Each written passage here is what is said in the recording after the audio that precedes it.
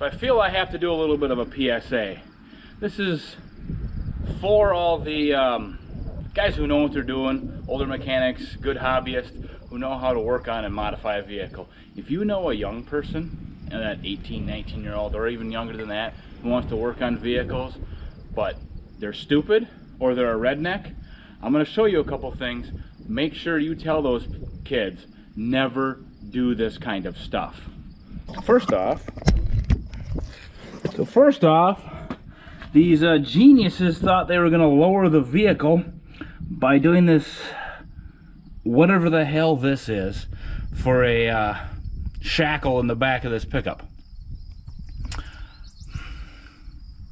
It kind of speaks for itself. And then on top of it, the spring actually hits the box.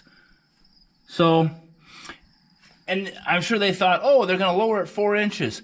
Well, no, this is at the end of the spring. At best, you're going to get 2 inches out of the middle, which is why it didn't really succeed. And then on top of it, they've got helper springs in there, and this one isn't even hooked up right.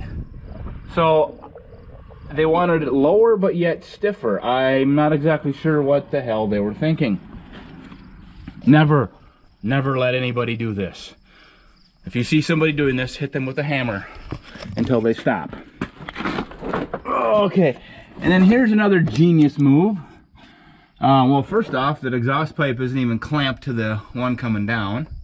But, yeah, both sides are welded to the frame. The exhaust pipe is welded directly to the frame. Not a muffler to be found anywhere. And of course, and then you slide. That's a quality repair right there. And that one is also welded directly to the frame. So, please. So please, if you know someone who wants to get into working on old cars, show them this, tell them this, whatever. Don't let them do this, because it's just dumb. And now I have to fix this. You know, frustrating. So again, a genius move on some redneck. I won't mention they're from out by Chamberlain, South Dakota.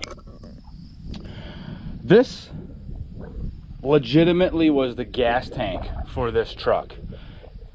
A barrel with a hole drilled in the top with a hose and a line stuffed in there.